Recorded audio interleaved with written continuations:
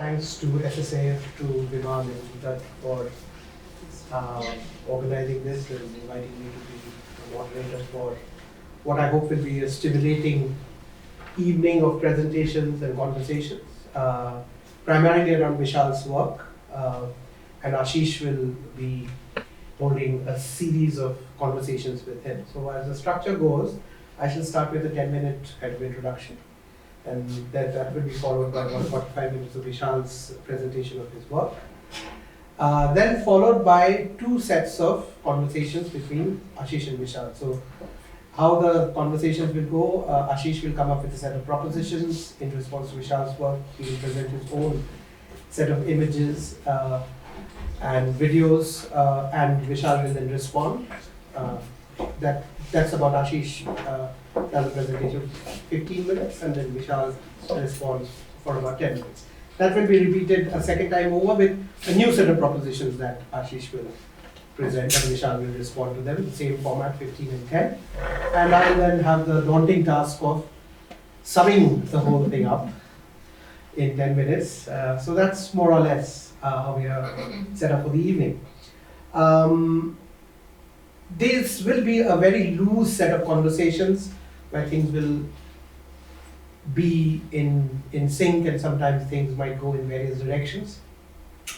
So my introduction is in some senses in response directly to Vishal's work through a certain text, which is actually the title of the evening's event, which is more about the future of what comes through in Vishal's work. And Ashish, it seems, will be interlocuting with Vishal about the past, the histories of the kinds of practices that Vishal comes to do. So the title of today's interaction is a reference to chapter 2 of Paul Virilio's Vision Machine, a book that sums up, yet once more, Virilio's fundamental insights into our times, being defined by the conquest of space by time. Indeed, human consciousness being primed to exist at the speed of light and beyond. Many things jump out from the chapter that will make an appearance in Vishal's presentation. Light, the sea, machine, the body, and above all, time. The fact that he has taken up Virilio's chapter name for today's event title is therefore more than fortuitous. There are organic minglings between text quoted Vishal's work. To set the tone for what follows, I shall therefore make a number of comments that follow from Virilio's chapter, and which I hope shall be useful for the audience here as well as the interlocutors on stage in the discussions.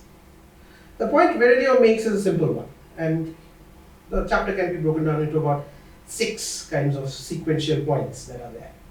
Photography and cinema are more about light than about the image. Thus, an image in the modern and contemporary times is nothing but a comment on speedier apprehensions of light to form images, therefore less than an image. These images are nothing but signposts of human beings escaping language and history. Thus, light is manipulated to enable human beings to escape history. In short, to become invisible to the world at the speed of light.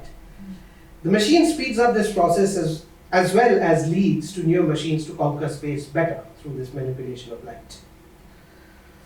Against law, the point number 3, against law, polis, reality, Virilio posits the tantalizing surface of the sea to which humans flee from history. The sea is all about risk, uncertainty, the body becoming omnidimensional with reference to motor perception in nautical turbulence, as well as optically with respect to the wavy surface of the sea. This flight, Virilio says, leads to the great discovery of relativity, the theory of relativity, of all categories through which reality is measured and constructed. Einstein being the great figure who conjoins trains, I refer to trains because one of Einstein's great experiments, but also the centrality of trains to cinema history, light, waves, and flights. So trains, light, waves, and flights. This Daedalus-like flights towards the speed of light erases the real to get over the pathetic fallacy of the reflection of history in matter that increasingly turns uncanny in modern violence. The final point in this flight is blindness at the speed of light. All shadows that make form possible erased in the real, and the absorption of all human action and history into the body. Something that I guess Virilio would consider as the fundamental ontology of cinema, that things such as AR and VR, which will form part of the discussion, might only literally demonstrate this absorption of all human action and history into the body. That a current digital condition resides in such a hectic trafficking of images and the displacement of attentions and the sense of a standing in space is only too apparent. But for Virilio, one of the most important things running through his narrative of us as Daedalus, being the Freudian uncanny, is how this narrative is best thought through what he calls the paradoxical logic. That is, the manner in which the arts and the sciences come to become the one and the same, something whose beginnings he dates back to the relationship between painters and scientists in the 19th century. In that context, it is important to know that Vishal K is both an architect and an artist. Thus, we shall see his practice constantly shift between the borders of art and non-art, almost inevitably connected to the machine. Non-art being used here as a critical term and not just as an antonym. It is a scientific training that allows Vishal to constantly see through the ideological constructedness of what has been counted in as art that claims a transcendence which it can never coincide with, while simultaneously playing with popular experiential machines such as the digital, AR and VR to challenge art's claim to the transcendental by creating a horizon of transcendence in another medium. Kind of cheekily claiming that this horizon, made through AR and VR and so on and so forth, is precisely the one that art claims but cannot reach because of its institutional underpinnings. Needless to say, Vishal's career is replete with misunderstandings and misfortunes around the reading of his work as art or not. And that I think Vishal will talk about at length. Maybe the presentation here will make clear that his work moves restlessly between what we call art and other experiential practices in order to figure out the lines of delineation between the two.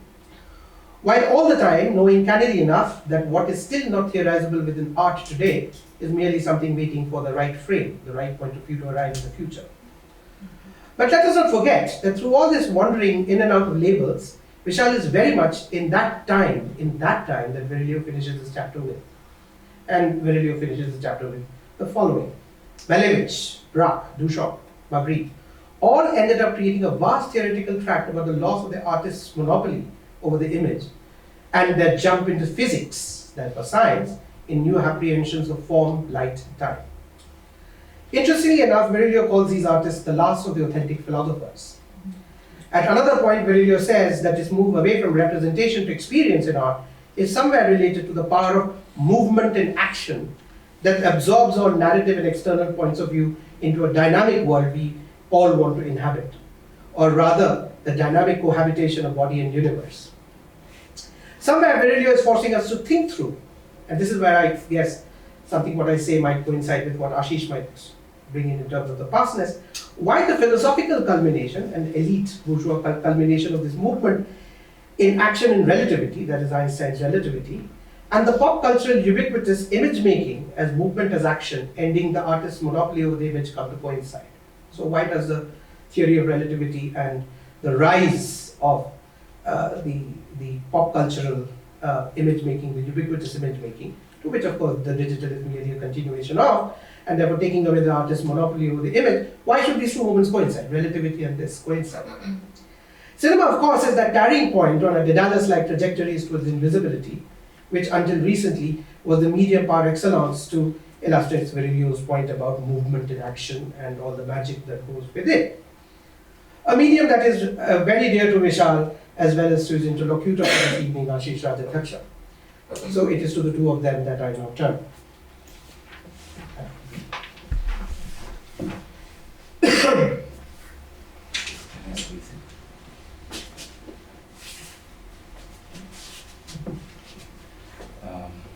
Thank you, Kaushik. That was quite interesting, but also challenging. Kaushik, I mean, one thing I must say about Kaushik is that he's been a dear old friend, interlocutor, and many more things. Family friend, someone who offers very generously ideas and is also at the same time very critical. So thank you very much for being here tonight, and thank you, Ashish, for organizing this with me. I'm going to run through my projects so that I'm going to state them, not really explain them, and then we can come to the conversation quickly. I'm going to quickly start with an image from um,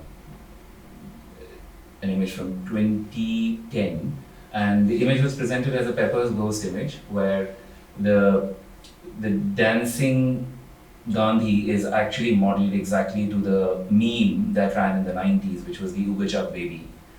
So he's modeled exactly on that meme. And that was one plate, and the other plate was from Nana Patekar's directorial debut, Prahar, and it's the very last shot where Nana Patekar is running and there is a whole sea of naked urchins running behind him, almost trying to order a nation which is naked and lost.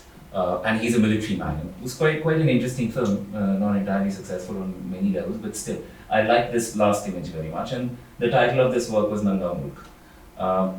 The 6 projects that I'll be presenting today, they are spread over a whole decade, starting from 2009 to 2020. So the first project is I Am a Monument. And I Am a Monument was a part of Khoj residency, where that was the first time I start understanding or start connecting and appreciating the ideas behind public space, space for public, trying to understand what are the differences, what these things mean on a national, nation-state level and on a citizen level. And what I felt was I liked the India Gate complex very much, the Golden Triangle, the India Gate, the Parliament House, Connaught Place, Presidential Estate. And I thought that I want to do something at the India Gate. But the government says that that place, land belongs to me. It belongs to all of us as citizens of India, but it's in the safekeeping of the government. Now, as an architect, I said I want to take up this public land and do something with it. Clearly, I'm not allowed to because I can't do that. Therefore, I turned to Google Earth. Now, 2009, I must remind you, this is almost a decade ago, more than a decade ago. In 2009, Google Earth was kind of still not there, but it was coming into its own. And by that, I mean that it was using data sets, which were over decades. It wasn't all current data, as now we see that they do. So there would be parts on the Earth which would be older, and then there would be parts on the Earth which would be fresher, newer, and it was also about how every nation gave access, satellite access data to Google Earth to use those areas. In Delhi, one could find many areas which were, in Delhi itself, you could find areas which were from 10 years ago, satellite images that were 10 years ago. So that I found very interesting, that Google Earth's claim I found very interesting, and that's where I turned to Google Earth. Google Earth said, we are the most real Earth outside of the real Earth. And what they meant was that we represent the Earth in the most factual data mapped manner that you would find. And I said, well, that's very interesting, because if the government of India does not allow me or doesn't give me permission to do something at the India, I shall do it on Google Earth, because it's the most real Earth outside of the real Earth. And that is when I plant this very kind of Soviet-looking like image, a sculpture, a statue of Mehboob Khan's Mother India, Nargis pulling the plow, right behind India Gate, almost as if she's going to topple it in her move towards plowing through the Kingsway, reaching the presidential estate, and God knows doing what there. But this was very interesting, and I thought if I planted this statue onto this location, anyone around the world who would go to Google Earth, like I was doing, looking at other places on Google Earth just to see what they look like, as satellite data would give very clear picture of areas. It wasn't just a map, it was actually a photograph. And I thought anyone coming to Google Earth, like I would wander on Google Earth, would come to India Gate and see the statue there and say, oh, this exists. The whole idea that I didn't have to build a statue, but I could plant an idea, and an idea could exist. So I write to Google Earth and I say, well, I want to plant this. Here's my CG 3D model. Here are the locations, here are the coordinates. Please plant this object. Just the same way as these buildings appear in 3 dimensions, because they were trying to build 3D data onto Google Earth. The answer comes back that anything that is not available on Earth will not be put onto Google Earth. And that ties into their claim of them being the most real Earth outside of the real Earth. So we had to hack into it. And then we had to plant this data into Google Earth. But what Google Earth would do is that it would take some time, about 3-4 hours, and it would remove it. Its engines were working towards this thing that wherever they found, it's almost like the Matrix. You find an anomaly and you remove it. You have to balance it out. So for about 3-4 hours we had this thing there, and for those 3-4 hours whoever would have gone and seen would have believed that this existed on Earth, and that was the point. And then there were also these photographs that I tagged where the image exists as an ephemeral, holographic, light sculpture, not real. So there was that shift, that hoax, hoax is a better word, that hoax that was quite interesting. So this was the first project in 2009. Then in 2013, there's this plot of land right next to the ambience. There used to be that plot of land, about 20 acres, about 20 acres of land, which when the highway came up, you could start seeing more stuff. So one would see this pit right next to the ambience mall after you cross the toll plaza going towards Gurgaon. DLF was supposed to make a Mall of India in 2007. So they dug out about 20 acres of land 15 meters down because it was supposed to have a triple basement and so on and so forth.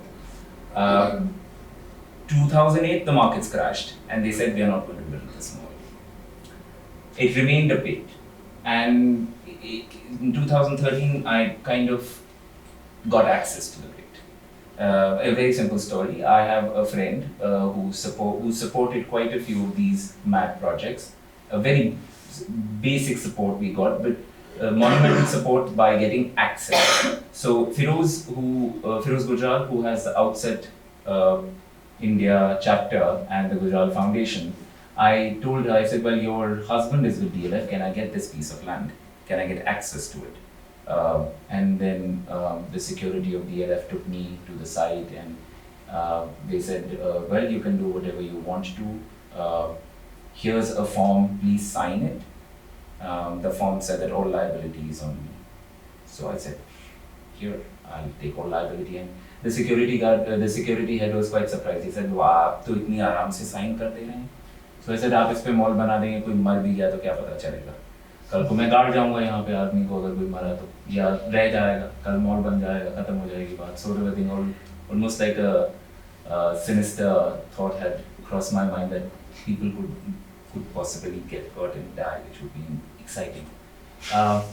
That's the plot of land. This was the scale to which they had dug in. The idea actually was to look at how land had vanished, how full 20 acres, not 12, 20 acres of land had vanished. These were some photographies that we were doing early on to kind of get a scale of how vast the piece of land was, and also once you got into the pit, it looked like as if you were not in the city any longer, or you were not close to the city any longer. Films could be shot. Some Sholay sequence could have been shot here, one Sholay-like sequence. But the moment your gaze went up, you would see buildings on this side, which was the ambience mall, or the upcoming metro line, the internal Gurgaon metro line. And almost driving down this path, you would feel like you're really not in the city, and that's what had excited me a lot. The place was left to itself. The land was cut.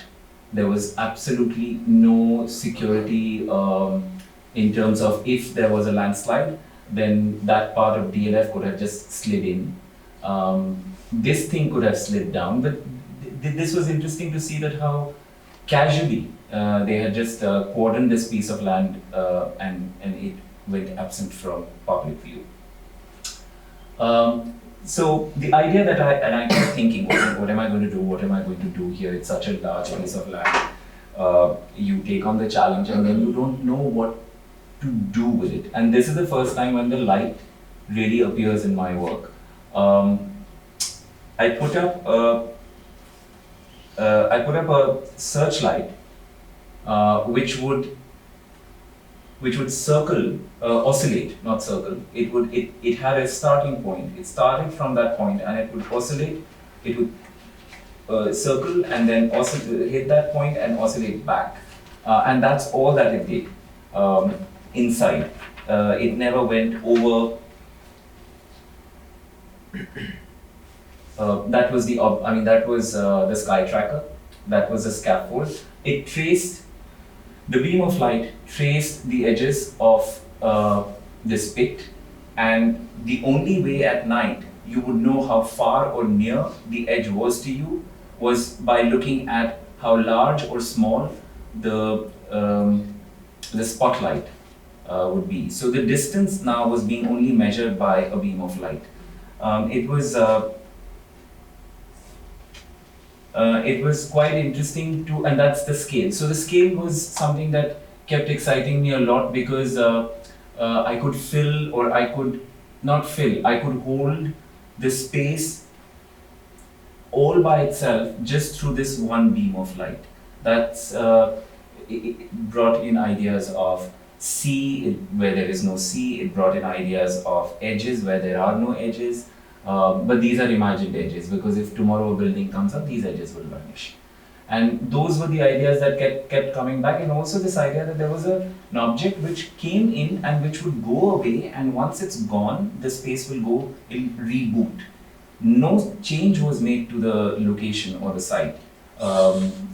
And that I thought was key to starting an engagement with large sites or large pieces of land, and that's all that it did. And this was, and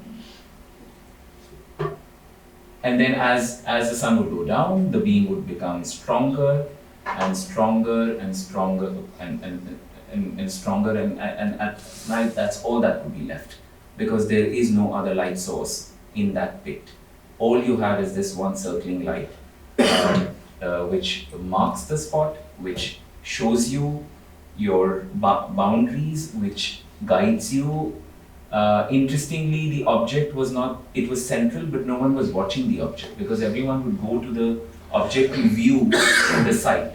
The object brought the site to focus. I wasn't wanting the object to be the focus at all. I mean, this was the first work with the light, and that was what one was interested in. The one other thing that I might want to point out here is that this is a sky tracker. This is a sky tracker which is now a digital object, in the sense that it can take digital data for it to be programmed to move in speeds of a specific kind, or angles, but the history or its previous generations, they were not digital. They go back all the way to the Second World War, when the first searchlights come about. And the searchlights are very simple and straightforward. They are searching, spotting, tracing, tracking. They're doing all of that. So immediately now, when one looked at the sky tracker, it wasn't doing what it was made to do in the Second World War time. And also that it has now a new thing inside of it. It has a computer chip, which it didn't have when it was first constructed. Which means that now you can do far more precision-based work with a light beam of light. 2016 is the first time when the lights become a group. It's no longer a singular object. And it's also an architectural object that the lights get housed in. This is Storm Deities. It's a part of the Shanghai Biennial. Rux Media Collective were the curators for this biennial. That's the power station of art, and that's the chimney. So this is an old thermal power station of Shanghai. It was defunct about 80 years ago. Up till then, it was producing power for the city of Shanghai, thermal power, which means that they were burning coal, and that's why the chimney is there. Now, just like the Tate Modern, they've turned it into a public-private enterprise, and it does shows, it holds the biannual, and so on and so forth. Rux Media Collective throws this challenge at me and says that there's a chimney which has never been used before. And would you be interesting because you are doing these projects which have no money and no one goes to see those projects and those kinds of things, which I know 5 people will go and see projects like that. So they said, would you want to take this chimney up? The whole Biennale happens inside that big building. And this is a chimney which is connected to the building on 3 levels. There's the topmost level, the 3rd level of the museum, then there is a middle level, and then there's a ground level. I saw the chimney, the first time I saw the chimney, it was quite interesting from inside because it's almost like an anti-Guggenheim, where there's a spiral staircase, it's kind of going to nowhere and coming down to nowhere. The chimney is 165 meters tall. And what they have done is that up to about 35 meters, they have reinforced the chimney, and up to 35 meters, they have the ramp. Above that, they have no protection, and that's the scale. So I found it quite challenging also because it's an architecture without edges. It's an architecture where it becomes an echo chamber all by itself. You're standing here and you can speak, and somebody at the other end could hear you speak.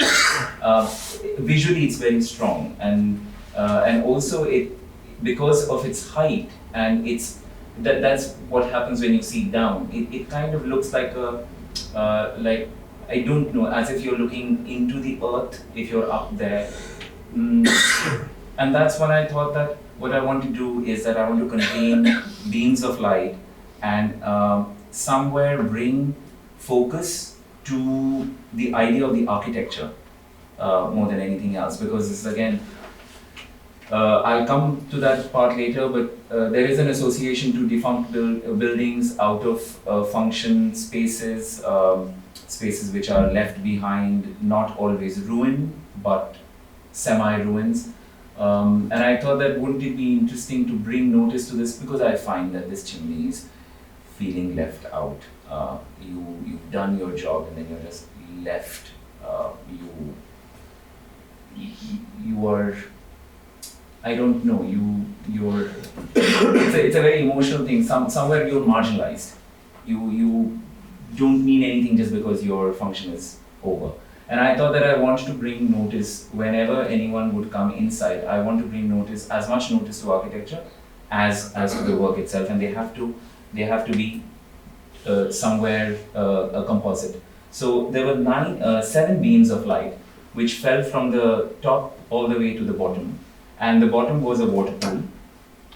And then the beams of light, I mean, these were tests. This was the first test. The beams of light were supposed to be very precise, and by creating a pool of water, one made the floor disappear.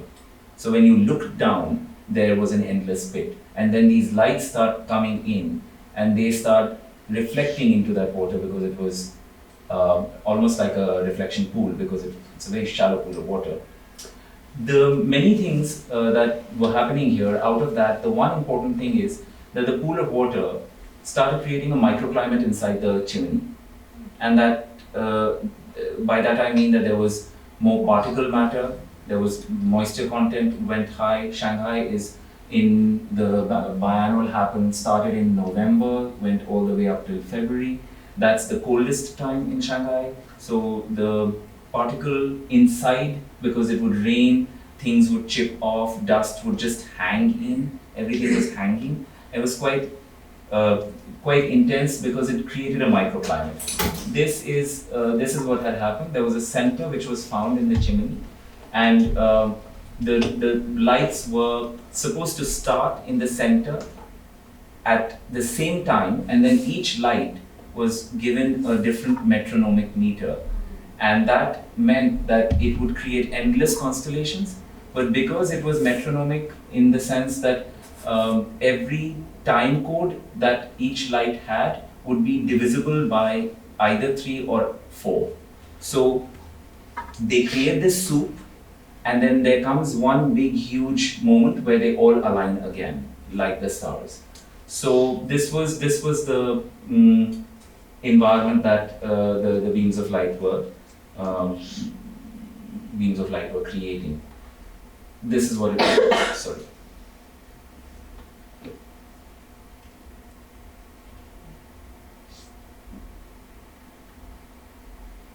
This is what the beams of light were doing inside the chimney.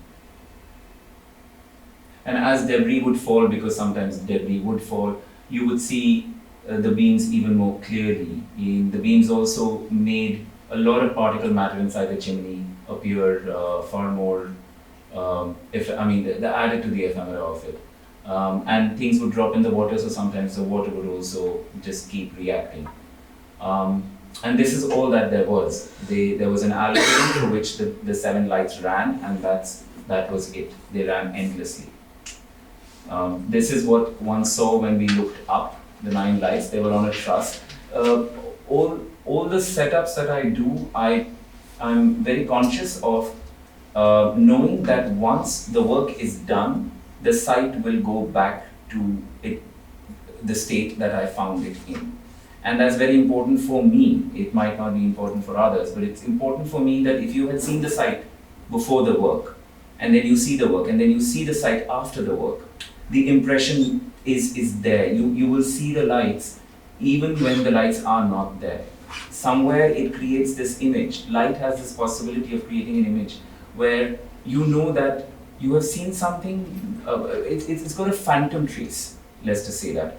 And that's quite powerful as an experience for even me. When I first saw the chimney, I could see the lights without them being there, and then the lights came up, and when they went away, you could not separate the two afterwards. For me, I don't know. Experience-wise, many people also felt the same.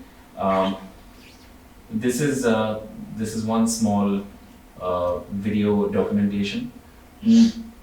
What I found interesting is that the only person before me who came very close to doing something in the chimney were the Kavakals. Later on I came to see their proposal, and they too were interested in light. They somewhere felt that the chimney could hold light in a way, but it was entirely different. I mean, in the sense that I don't know in a good way or bad way, but it was a very ambitious project, and I think that money issues were there, and therefore they couldn't do it. For me, it's always about doing it so frugally and with the least amount of resources. That's what I've learned with all the side projects, because no one gives you money, no one wants you to do those projects, because they will not produce an object and they will not produce an artifact. Therefore, nothing is there to sell, and there is nothing to archive. So when there is no object in art, then people are not really interested in backing it. Something needs to earn money back out of what you do. These projects don't do that. So many layers of many things, lights moving up and down because of they would move up and down all the way till the 165 meters, because they would go through, because of these light reflections, these ghost maps. There was a net, which was a safety net at the 40 meter height. But that's what it did. You enter the system, you would never see it over the truss, you would only be under the truss. And that's all that it did.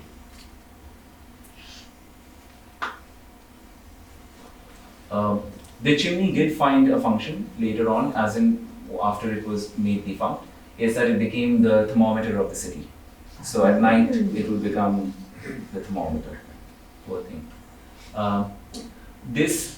Those are three projects. Then from 2018 onwards, 2017 onwards, this very ambitious set of projects started, where I wanted to go much larger in terms of go to the edges of continents and start seeing how I can build a relationship with the edge of water and land. And also because when you're standing looking at a large water body, it's that thing of voyage, it's that thing of hope that seafarers would have had, I always felt. It's quite exciting to see the edge of land and sea. And I felt that I could use all this non-material to start looking at larger landscapes. Diriktamas is the first site in the Edge of Sea project. It's a Baltic Sea peninsula. So that's the Gulf, and I'm right on top. That's the point called Lulu. It's in Sweden, northern Sweden. It's the Arctic belt. That's where the Arctic icebreakers are also docked, the 4 Arctic icebreakers. So Lulu has a Biennale, and this chapter got they had died. They were doing something, and then they died off. And then this very fresh young team of curators kickstarted the Biennale again, and it's a largely public-private partnership. They saw 1 or 2 of my works, and then they said, "Would you come and see this site? We have these sites for you." And I said, "Fine." They had 1 site for me. They had the crane. So this is the city crane. This is the peninsular area. This is where the icebreakers get docked. And this is the Baltic Sea frozen. This is March. That's a barge which is embedded in the sea because the sea got frozen, so they just leave things there. This is the city crane which would haul the coal for the city's power. And there used to be 2 cranes, but 1 crane got destroyed or damaged and they removed it. So 1 crane is still left, it's out of function. The Biennale team asked me if I was interested in this object. It looked quite fascinating. It's a monstrous object and it's really powerful, both as an architectural object and a mechanical object, but speaks of the past in a way. And when I started walking around this city, I figured that there were many other points that I liked very much. Like, for example, over here was Sweden's top cement producing company. It's called Cementa. And Cementa had these 4 silos which store cement. And they have 2 ways. When the sea freezes, then they have a train line which takes cement to other parts of the country, and then from there it's exported. And on the other side, there was this barge. There were these diving barges. And the diving barges have people go into the Baltic Sea and repair cables, both electrical and internet and so on and so forth. So those were that's a very specialized field in Sweden. This divers who go and repair things underneath. It's very interesting because there are 2 of them. The 2 are a dyad who work together. One who sits on the barge and the other who goes down. Because the person who's going down, if he has to repair, like for example, if he has to weld or mend, he can't have another person with him. He has to do everything all by himself. And the person on the barge keeps a tab on air pressure and many other technical things that are needed for this person to survive. And they both work with no communication, just some sense of maybe practice and experience. So I asked the company, the barge company, if I could get access to that barge. By that I made a triad. And Lulu is quite the spot in northern Sweden. And I'll tell you for many reasons. One, it is very close to one of the most active NATO training centers in the world. It is very close to the largest data server sets of Facebook. They're housed somewhere close by, manned by US Marines. It is a house for icebreakers, the 4 Arctic icebreakers. It also is the town closest to Kiruna. Kiruna was the city town which was the mining town, the major mining town, iron ore mining town of Sweden. And now the state of the town is such that they've drilled so much that they have evacuated almost 50% of the city, saying that this will collapse, the city will collapse, we've mined so much. So Lulu sits somewhere over there. And Kiruna is also the spot where you can go to the ice hotel, where Japanese come a lot because they feel that they should make babies under Aurora for special powers that the babies will have. This is quite interesting. The Chinese can believe anything. So I found that this triad was something that I wanted to work with, and each of the architectural objects or mechanical objects, I wanted to embed a time code into them because they were seeming to be not static, but they were devoid of life, but they were wanting days. So they were wanting to get some sort of I felt they wanted to be seen, and so each one of them gets a light or a couple of lights planted on them, and then there are these very time clock. They're made into clocks. Let's just say that. That's the triad. It's about from one side to another side, which was all walking. It's about 3-4 kilometers. These were the patterns that I had developed for the drone to do some of my work. Unfortunately, the poor drone couldn't, because these icebreakers had jammers, so they would scramble the drone and the drone would forget its position. This is what used to happen with the lights at night. They used to constantly create diagrams because, as I said, they are becoming clocks, but they're these mobile arms. The beams are mobile arms. This one beam had to be retraced because one evening I got a call from the chief airport officer, and he said that the pilots are complaining that this beam is coming towards them, so I have to reprogram. And when one starts working with open spaces, you don't know where the beams are going.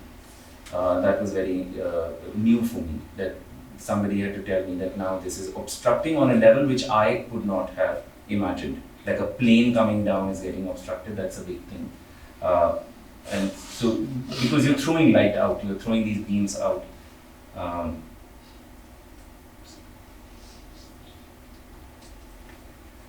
This is again from February when the Baltic Sea was frozen and you run trucks on it. It's that thick. One of the beams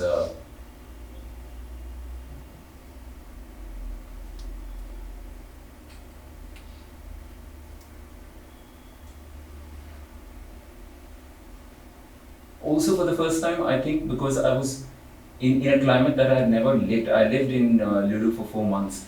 I had never lived in a climate like this. The first time I started feeling how the beam of light would change with the smallest of the difference in temperature and moisture, and the beam would either go stronger or it would dither. It sometimes became completely invisible. There was no beam of light because the moisture couldn't hold the beam of light. And I was chatting with a couple of so people just walk around on the Baltic Sea. But it also changed the work because it's that's a dog with a light.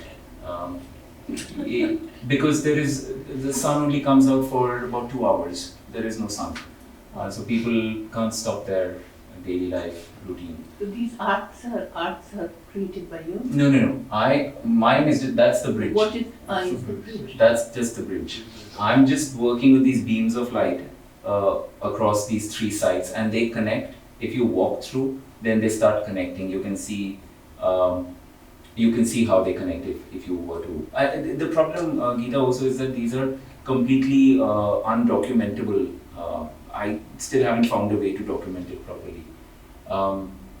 So then the second site, of course, is this site in California. That's the Golden Gate Bridge. That's the city of San Francisco. That's the headlands, the marine headlands. For those who have followed Jean-Claude's, Christo's projects, marine headlands was where the running fence was done. So that was very close to where I was, and that's the only thing that people had remembered at that time. There was an art project of the running fence. The Golden Gate National Park Services has the entire headlands area under a national park category, and there is the headlands center. This entire edge was one of the military edges or the coastal defense edges from Second World War time, and in fact before Second World War time, when the Spanish were coming in and attacking. So they had guns all across, and that became during the Second World War, First World War and Second World War time, batteries and gun turrets, and then it also in the 70s became a Cold War site for the missile program, for the nuclear missile program. I had 3 sites, I had chosen 3 sites. These are diagrams of how the guns would. Now this project, I'm quickly going to go through this project. I'm sorry, I'm getting late. In this project, what one wanted to do was to, there was so much that I could not get access to. The agencies were federal government, because it's a national park service area, so I had to go through federal government. Interestingly, while I was there, the federal government was shut for 30 days. So I couldn't get access to permissions.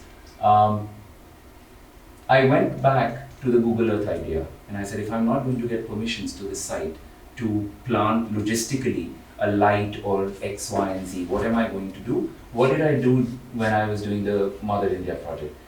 I went to the USGS satellite data site. They have mapped the entire North America, as 3D data. And you can, so accurately, because it's the entire landform, and it's partially, you get access to it, it's in public domain, but to translate the data back into usable data, that is not the easy bit, because it's all point cloud data. So this was a project where a team of 3 of us, there were 2 friends of mine who were the programmers for this project, worked with me. And so we collected that data. We collected photogrammetry data. Photogrammetry data is that you go with your camera and if I was in this room and I wanted a 3-dimensional model of this room, all I would do is take a whole bunch of pictures and put them into the software, which takes the photographic data and converts it into a 3-dimensional object. So what we did was that we went to the sites, we collected as much photographic data of the site as possible to construct its architecture, because those are the gun batteries that used to be on the coastline. Then there were declassified maps that the United States military had now given out. So this is 3 sets of data that were combined into one big chunk. For example, that's the photograph, that's the photogrammetry data, and that's 3D print of that site. So the accuracy was pretty neat of getting back to taking the site into the digital space. Now the reason for that is very simple. I had imagined to do augmented reality works at the site. For augmented reality, you need an app, but also if it's location based, outdoors, you would need a GPS or some sort of a service to tell your phone where it is to log in or log in into that coordinate system. Headlands does not have any data services and it has no network because it's a national park area. So my thought was to the team, which worked finally, is that why don't we look at architecture and process it through the concepts of facial recognition. So the camera is not actually locating itself through a grid coordinate system on globe. It's looking at this architecture. If it recognizes this architecture, then it will make something pop there. That was the concept we started with. And for that reason, we had to go through this entire exercise of getting that facial recognition of the architecture organized for the computer. Various things went through because I spent about a year on this project and many months about 8 months in San Francisco. I was looking at magnetic fields of that area because I liked the fact that they spoke a similar language that the guns spoke in terms of their trajects, in terms of the way they would look at their shell diagrams and how far it would go, what would be the guns are almost like compasses. So they have these pivot points, and I kind of liked the diagrams of that region of the geodata, the magnetic data. And then that's what I started mapping onto each of the site and started deriving these sculptures, very ephemeral light sculptures, which would be actually bending. So these are all the diagrams where what kind, which part, which area could bend, connect, and then they all started going into charcoal diagrams. Those charcoal diagrams then started becoming part of algorithms, because none of this is animated, as in it is not an object which is put into animation. They're all software driven. There's nothing static about it. And they have a life, let's just say that. Again, data that data was further brought in because some of the data would not match up properly, so that's a data set that comes from a drone. The drones capture the entire landform. These are how now the computer is being told where it needs to place these diagrams, these magnetic diagrams, these light diagrams. And of course, now we go into this is what the app looked like. You could download the app, you could go to the site, and the app would say, search for this. If you point at this image, again the facial recognition idea, you would activate the sculpture. And this is what started happening. These big, huge, giant things started emerging at these defunct sites. At the same time, there were physical architectural models built from the declassified drawings, which were at the headland's center, where if you were to go, increments in weather or whatever it may be, you could still see the sculpture at the same scale in relation to the architecture of the real site. So you could go there, experience this, and you could go and experience. Now the site could travel. What the interesting thing was about these models is that the site could travel. Wherever I needed to, I could take this model and they would still appear. These are again some of the, this is another site. So these are the gun batteries. This is where the gun would be, and that's the Pacific Ocean.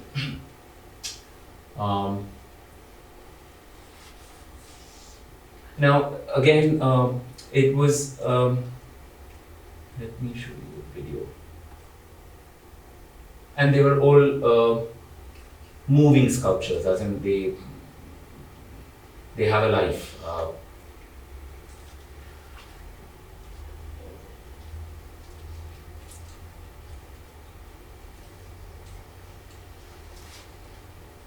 And because it's augmented reality, you're constantly conscious of your surroundings. The challenge also was, and this is a challenge that I particularly wanted to take, that our relationship to our devices has become very strange. We are viewing the world through our devices. And then wouldn't it be interesting to, well, there is Pokemon Go, and there are other such things where you can see things come into your world as they are augmented into the screen. Then there could be far more abstract moments, and these were about those abstract moments where your camera, you cannot frame it. I wanted somewhere, everything is about what can we get into the frame, and the only thing that I kept thinking is what can I not get into the frame? How is it possible that once I start doing that bit where it is not in the frame, your association to it becomes strangely about the landscape. It would be about the landscape. You're not really, it's not really about the work. Here you have to be very particularly aware of the landscape to be aware of the work. And all these are, there is no documentation as such, I can't go and film it. So everything comes to me through people who have gone with their cameras, taken pictures or taken videos through their cameras. So all documentation is in camera. There is no documentation outside of that camera. The object does not exist, and that was a very important thing about this project. For me,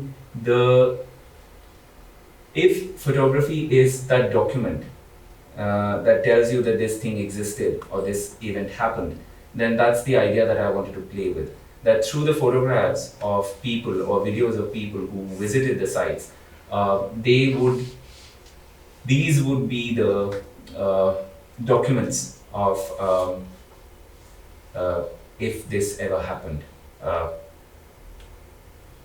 That picture I like very much because that was this 3-year-old who was holding an iPad and was on top of her father's head and just going crazy, just looking at the iPad. The third site, of course, is a site the work is in progress. It's the Diomede Islands.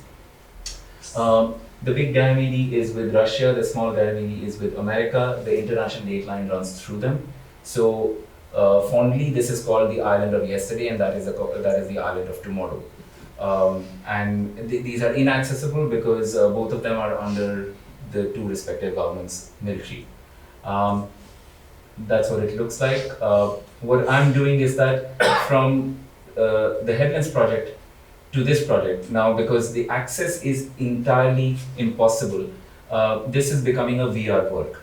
So all data set collection that was done for, or similar to the data collections that were done for the San Francisco project, now it's being done for this project. To arrive at a data set which can't be real, but it's closest to the real. And we get access to the Diomede Islands through the VR work. So we have to now, at least in AR, your body was visible and you were in a landscape. I don't know how many of you have experienced VR, but when you put the headset on, the brain cuts off from the body. And you are actually in that space, whatever that space might be. And it's quite a disembodied experience, which can be frightening as well. And that's what's happening. What's happening is that events play out on one side of, like for example, the island of tomorrow. You become time travelers. It's called the Time Travelers Travelogue. And 3 people will be able to experience this work, where there are 3 time travelers. And the reason why they're time travelers is because they're pinging between the 2 islands.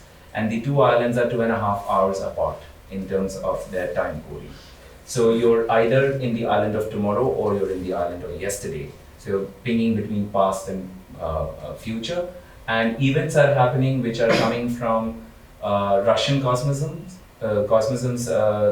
philosophies. They're just imaginations that pop up on the island of tomorrow. And the same way, the Book of Miracles is what is the base of the events that happen on the island of yesterday. It's still in development. I'm still unable to share more data than I have, and I thought I would just end with a behind-the-scenes image of the Ubachaka. Thank you. Sorry for rushing.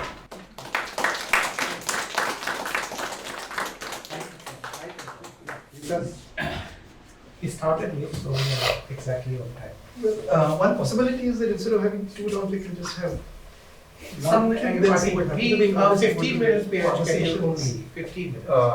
I I don't think we should cut out too much. Okay. What should transpire? But he needs to show something. Actually, what happened was that when we started talking about this, I felt that one of the things that happens with this is that, I mean, this kind of work, which I think we are just about getting a sense of, or getting a sense of what such art might be, the questions that you were asking. And we end up asking a lot of how did you do it, or what actually went into the making of it and so on. And we still haven't really worked out, I thought, what would be the kind of aesthetic frames within which such work might be looked at. Part of the problem, I think, also that arises is that it has a science fiction aspect to it, a futuristic sort of aspect to it. And I was kind of interested in bringing it into a historical frame, that is to say, not necessarily talking only about the future, but speaking about practices that we are more familiar with, which may actually, in hindsight, open up new ways of understanding them, especially if we look at the kind of genealogy of this work in aesthetic theory that we may be more familiar with as we go back in time. I'm also, of course, acutely aware of the fact that we are in the Sher-Gil Sundaram Foundation, and the SSAF in this sense actually does evoke a certain history of aesthetic practices and art making, which has been inquiring into, I think, questions around reality, realism, and so on for some time now. So here's a set of, you might say, provocations for you. This is not only going to be about your work, but it is going to emerge from your work, and I hope that you will be able to take it in some direction. Let's start with the idea that there are two registers of reality. Okay, there is the objective reality and there is augmented reality. Let's call it OR and AR or something. You know? That there is an objective situation that arises and there's an augmented thing that sits on top of it. And just stay with these two concepts and then take them back in time. One thing is that, thinking of a large number, you mentioned Virilio, and Virilio actually does deal with history as much as he deals with the future. And I was thinking of someone like Hitler, Ravi is here, and, but someone like Gunnar Flusser, I'm also sort of, who's worked on photography, to actually do something that increasingly is happening with more and more theorists of so-called new media, which is not that new now, which is actually to take it back in history, take it back in time, take it back maybe even to the Renaissance, take it into sort of these kinds of questions and see where it gets us. And in this particular context, I want to sort of bring in one quite sort of foundational formulation that I think has been a very influential one for us, which is that if you look at this connection between objective reality and augmented reality, or what we call objective and augmented reality today, into the time when perspective was invented, then taking Martin Jay's famous formulation of scoping regimes of modernity, it was probably, when perspective was invented, it was not the augmented reality that was truly new. It was the objective reality that was new. So augmented reality is actually an older form that the objective situation, the capacity to recognize or render reality in a way that's beyond human intervention, which has a certain kind of condition of objectivity that's not limited to or reduced by individual limitations. That idea was the new one. It's when you take that kind of idea of the augmented and the objective into the current situation that we are in today, that I think you actually ask what I suspect are the really interesting and new questions here. How do I escape? Yeah. We are in a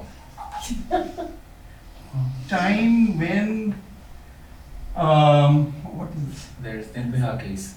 This is terrible things. we're at the time when, of course, we are talking about the Constitution of India. It's a concept. It's a reference that is appearing at all times. And I want to sort of begin this with.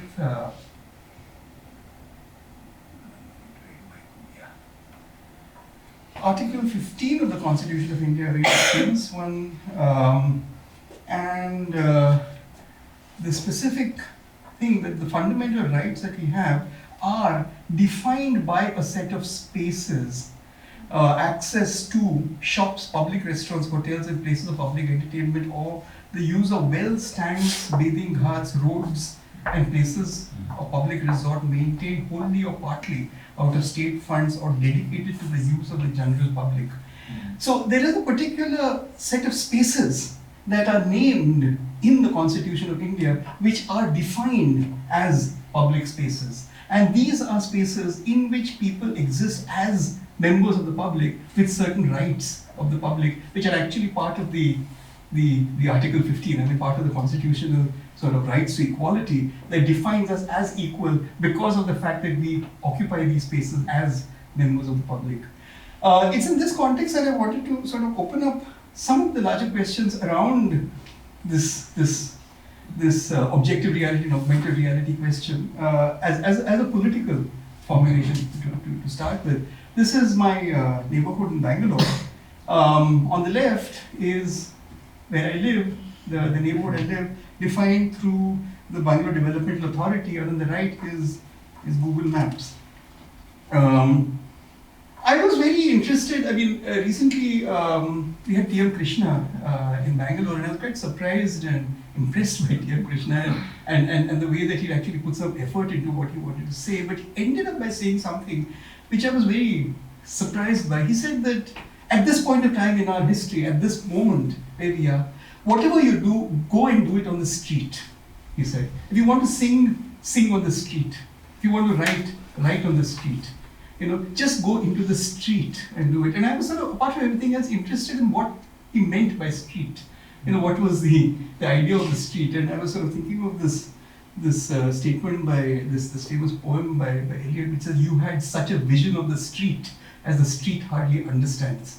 You know, you're actually able to look at and read into the street something that is not in the street. It's the way that you are looking at it that makes it happen.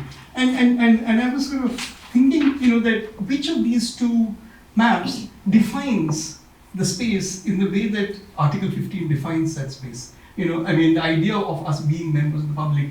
I was kind of surprised to realize that it is this, although Google Maps is probably the newer technology compared to that, this might well be closer to how people understand their neighborhoods.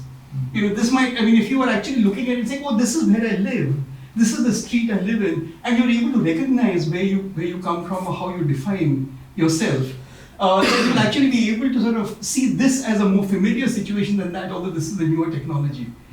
You know, which actually goes back to the question of augmented reality being an older form of representation than the objective reality. On the other hand, if you are a property owner, a member of the bourgeoisie, then you will understand that because you have certain rights as a property owner that define that. So this defines you the member of the public, that defines you the property owner. You know, and so you actually end up with different sort of, you might say, stakes of objectivity that are attached to these two. I just want to move a little bit. This is in Hong Kong.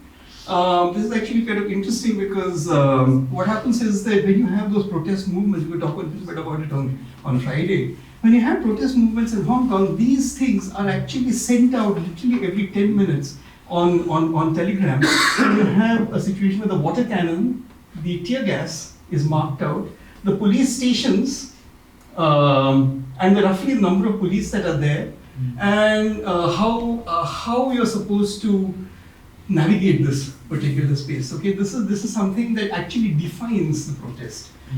This is sent out every 10 minutes. This is actually sort of interesting that this was done on Apple app called HK Map. Let me see if I can show it to you.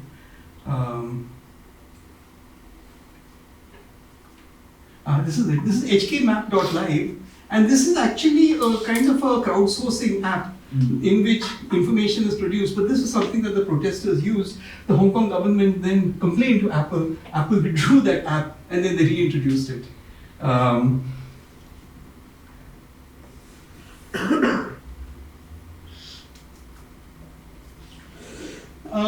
This is another version of the app. And I was actually very surprised. I mean, this is something that's been on my wall. This is actually in the 1940s, the communist movement in Telangana that actually defines these maps. So this is the original strong base of the movement. This is where the guerrilla action is, and you know how this moves on. This is actually reproduced later in P. Sundarayya's Telangana People's Struggle and its lessons. And I was kind of very interested then in two quite, as I say, you know, two quite different definitions of reality that must exist, and how both objective and augmented reality now start changing. I want to end this with a formulation that actually goes back to two formulations actually, which I think have some kind of relevance to this. One goes back to Marx. And Marshall Berman's All That Is Solid Melts into Air, when he reads something very interesting in Marx and in the Communist Manifesto. He says that, he quotes Marx on how the bourgeoisie has torn apart the many feudal ties and left no other bond between man and man than naked interest, to show a basic opposition between open or naked and that which is hidden, veiled, and clothed.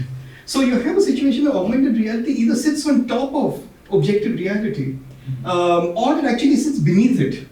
It exists as something that has to be excavated, which may be one of the reasons of why you're not able to document it. You know, it actually may be defined by covert knowledges that you may not have access to. And he does go into this at some length about how, contrary to how these two realities may have been imagined, one, for example, in the past and one in the present, how Berman says, Marx points out that both these realities, these worlds, exist on Earth at the same time in space, filled with human beings. Now the false world is seen as a historical past, a world we have lost or are in the process of losing, while the true world is the physical and social world that exists for us here and now. or is in the process of coming into being. At this point, says Berman, a new symbolism emerges where the veils are torn away, the stripping process is violent and brutal. And I think that it is that violence and the brutality which you're now starting to basically see within the way in which the augmented reality which we knew is torn away to actually show us a new kind of objective reality, if you like. I think that this is what I'm reading into the Hong Kong protests and those acts that are present.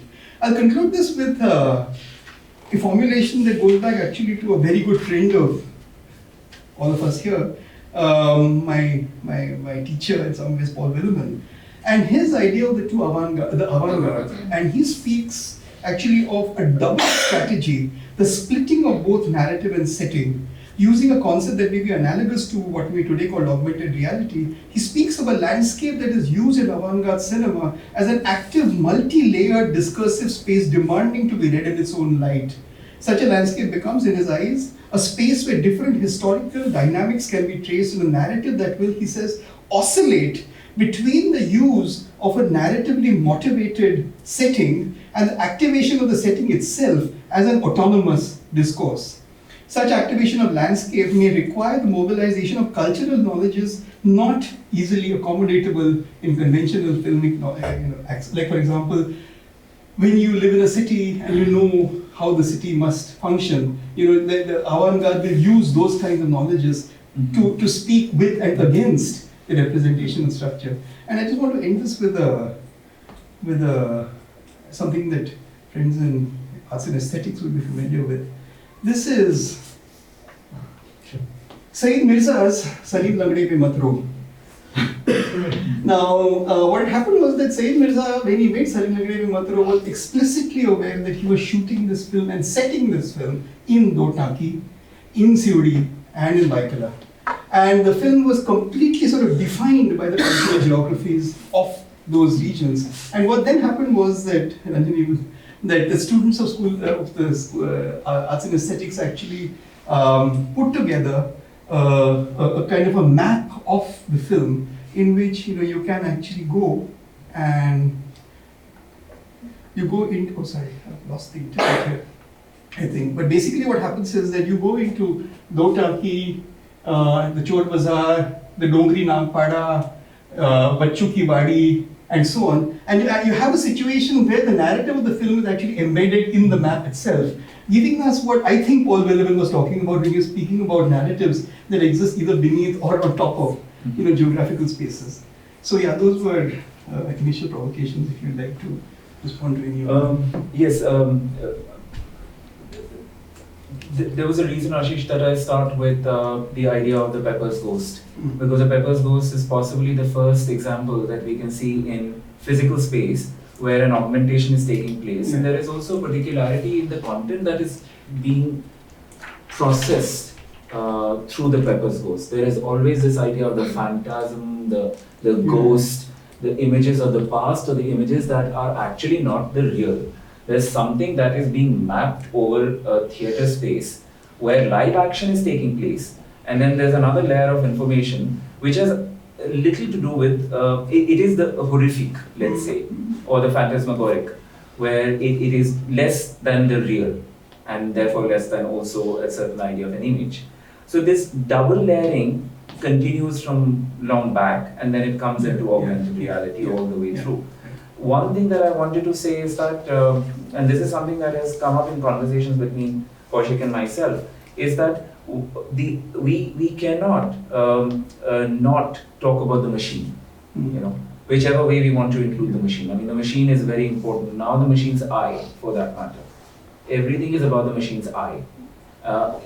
Even our camera phones are about that language of what the machine's eye can do for us. The augmented reality stuff is largely based on how powerful your camera's machine eye is in relation to the software that runs it. Because that eye has absolutely no purpose all by itself. It is a digital eye. It is not an analog eye like the old cameras had. It does not take in light the way an analog camera takes. Everything is about the software that modulates how the image will be formed, and therefore there is no image. You see, And I wanted to say, and I unfortunately forgot to bring that image, the image of the black hole that we are seeing today, it is not an image. There is no image, it's just data that is trying to construct an image or an idea of an image. So that being one, the other being linking the machine thing for the purpose of, let's say, art history. Smithson's jetty is only viewed through a machine. You take a helicopter up. Without the helicopter, you won't see it. You can't. He couldn't see it. Forget about everyone else. This lateral viewing does not do any justice to that work. That work disappears in lateral viewing. He had to convince you to tell you that this is important because of that view. He could only do it with that view. And that view is impossible without the machine. And I think, therefore, one has to start talking about where is the machine in all of this? And how is the machine becoming a part of this language of layering? And how is that layering then going to be either politicized or non-politicized or used? Because now we are also, with that machine, we cannot forget that there is an idea of anthropometry. We are escaping that now. We are saying that yes, there is an idea of a human body. I try to do that. Larger the landscape, the more diminished the human body is. And now how do we start creating an association? And one wants to create that association through machines or the machining. And that is one thing that I'm not saying I've entirely resolved for myself, but I am interested in. And all these they could be seen as experiments. Right. An experiment which leads one from one point to one. Because the user is no longer about the anthropometric of the past. It's no longer just about a body. And that is where I think it could be interesting to drive the conversations or to drive our ways of engagement, experience making, place making, all of that. Even this exercise. This exercise is not possible without the machine. Right. And where does the machine then sit? In our lives and in the work itself. So this, sorry. I want to add something to what he said. I'll just Once you finish, I'll add. Yeah, okay. No, I wanted to actually pick up exactly on the machine question. And I wanted to speak of let's say, almost a kind of a genealogy of the machine. Yeah. Using, I mean, this is again Flusser, using the paradigmatic machine, which is really the camera in this. I mean, the camera is a crucial sort of machinic presence in all this. And Flusser very interestingly sort of speaks of three careers in the camera. The first is when it is a tool, and as such he says that, you know, the arrival of what he calls a technical image makes for a transformation. I mean, he's got an argument that says that, you know, the movement from circularity to linearity, when you stop watching a painting and start reading it, you know, the idea of reading, so that particular sort of idea of linearity that comes in, he says, was the first big transformation in the famous book on photography. And the second one, he says, is the arrival of the technical image, which is when for the first time the image is produced not by the person but by the tool. The tool then, he says, goes on to become an apparatus, and the apparatus then goes on to become a program. So that now you have a situation where, you know, as you may have seen in these big things, the shot on an iPhone 5, it is not shot by the person but shot by the camera. It's as though the camera has got some kind of autonomous existence and it will go and shoot certain things. Now those of us who, I mean, not those of us, but those who, for example, film editors who work on Final Cut Pro, will show you how much the machine decides for you what it will do. You know, and how little autonomy you have in the machine, leading, says Flusser, to a situation where the artist, or the photographer in his case, is almost at war with his apparatus. You know, the ability to actually speak as somebody who wants to do something with an apparatus that actually has almost a mind of its own, a capacity to do things. Leads to what he describes as almost the kind of the foundational sort of revolutionary challenge of our times, which is how do we return our own sovereignty, to ourselves in the face of this kind of programmatization of everything that must exist. And so the question that I had for you then was, yes, I can understand the machine, but was there a kind of a tension that now existed between programs that you may have, I mean, you already mentioned one, which was the facial recognition sort of thing, where you actually sort of used it against the grain, but would there be a way by which the kind of navigatable structure of how you or your viewer or your, the person who whether in reality or in virtual space was actually engaging with this, had to be navigated through this space in a way that led to, and this was the key word that I had, autonomy, the autonomization of your engagement with the augmented reality, in a way that could triumph over the programmatization of the machine. Something like that. There are two things that I personally believe in. One is that I don't believe in the autonomy of the artist. I always want to break away from that. And I don't say that I want to not claim the work. But once the work is out there, the idea for me is that the person is purely engaged, all by himself or herself, with wherever they are, in the experience making that they have, given their own conditions and surroundings, So for me, if it's a digitality in one way, I don't, first of all, I wanted to come back to one point. This new media thing I don't understand very much, because this is just a title which I don't think is appropriate for, I mean, there is a computer art.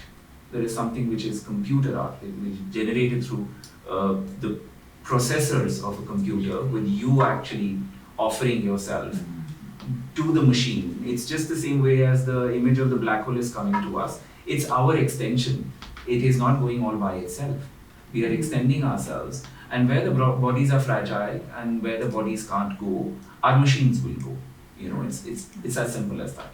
So for me, and the reason why I'm saying that, for me, digitality, it's almost like it's that spirit that moves through objects. You see, the thing is that that same processing, the processor that is possibly in the language that is running the beam of light is also helping me run an AR program. But they're two completely different things. And I feel that the machine is actually in the code. It is not a physical machine at all. The machine is that algorithm. Yeah, but I think that to some degree. And we all do. And I think that, but when we talk about the machine, we forget that the code is the machine. As in, I'm talking about, when we are generally talking about the machine, the digitality is something which is so fluid. Like, for example, this is something that I was thinking of doing. Now the Internet of Things is coming up, right? Where you has already come up. You have your devices which are wirelessly speaking to each other. I'm only expanding on this for one reason alone. This is outside of largely how we understand our world, because we still haven't been able to make sense of it. We still don't understand that we are living in a world which is kind of, the strings have been cut, and these things can slip and flow in ways that we can't even imagine. And I think that's terrifying also at the same time. And when we start looking at how to make and produce art in those times, I think the structures have to change entirely. Yes, there is an Article 15 which explains us what a public space could be. There are maps now that are giving us information of how to actually sense and locate ourselves on the globe, which we had never been able to do before. Google Maps has been able to do that in various ways, more than a traditional map would. So I think that by and large, all structures are changing. And in that, I don't have answers, but I have a lot of questions. And I think I don't know, I'm not answering your question, but I'm just saying that I have further questions, because there is so much that is not yet understood or even engaged with. It is very superficial, and most of new media art is that. It's just investigating in a very small boundation. It's not wanting to expand on the power of what we've been able to do with computational coding. And when we start talking about natural processing languages, machine learning, AI is not even something that one should discuss. It's not very. I don't think it's there where we can call it AI. I mean, it's somewhere very low in the round. Yeah, it's But- pretty primitive. Very primitive. I mean, there's nothing AI in it at the end of the day. So, anyway, so to Yeah. no, I'm just thinking that is concluding that I was thinking that maybe it's a reversal of the famous statement by Marx that we've spent all this time trying to change the world. Now the time has come to understand it. Shall I to get Ravi to quickly respond Yeah. and then you can? Yeah, I had something, I'm coming from a different vantage point. So I'm just to illuminate what I'm talking about. I'm interested in new media and I take it as an actually existing condition. And I think your work fits within that. I want to bring in two elements, which I think something we need to think. One is space and light. Very traditional elements that you are mobilizing into a new sensorium. You know, I mean, which is basically a mixture of architecture and software engineering. And within a larger context of the question, okay, what is aesthetics in this technological condition? What is aesthetics? And one of the problematics that I want to think about is something like this. So there's a very old, very dynamic installation by Rafael Lozano Hammer in Mexico City that he did.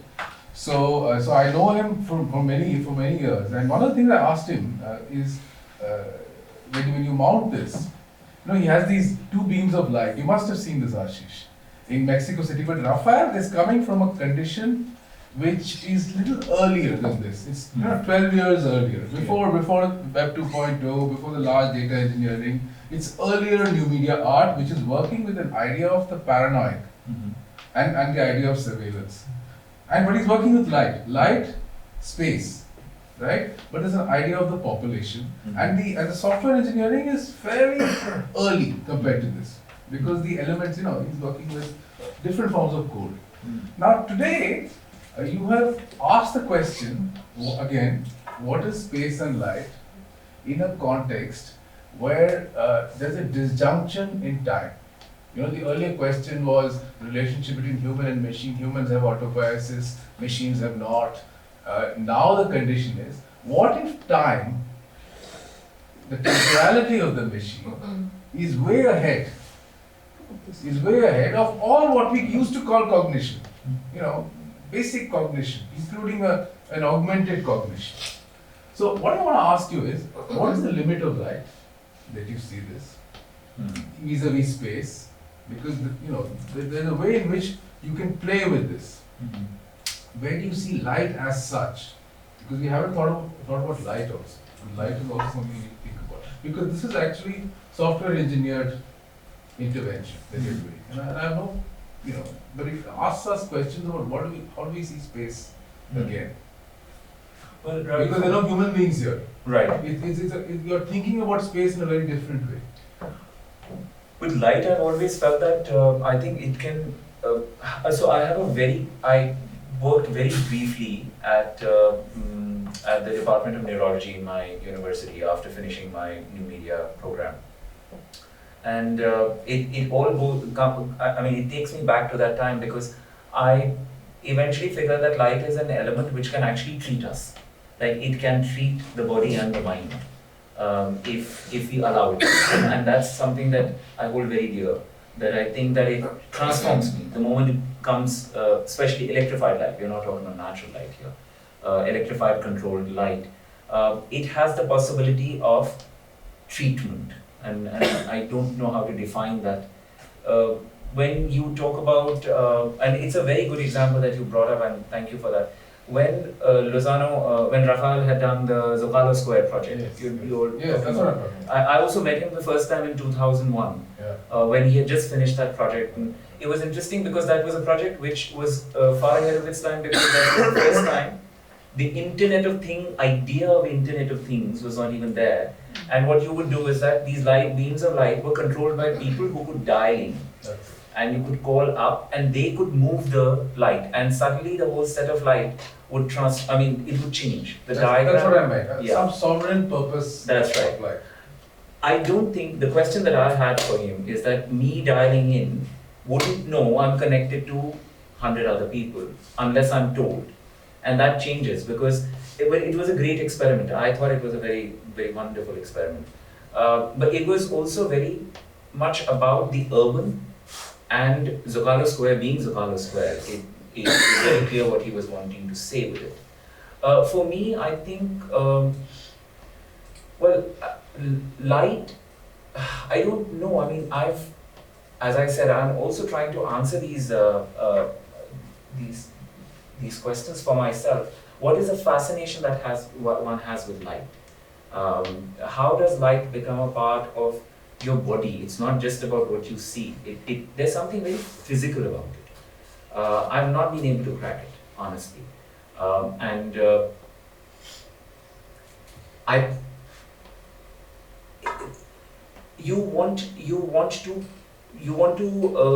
By that I mean, I would want to make it go in a direction where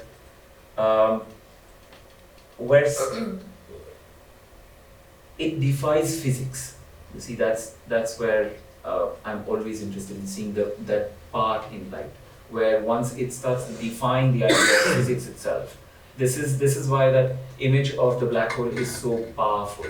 That light is actually physically being bent, and Einstein's work on bending of light is quite remarkable. I mean, where he's all the ideas that he's talking about how light can bend and will bend if this condition was created. I think I'm constantly interested in that, which connects to augmented reality, where it's not defining architecture, it's not marking architecture.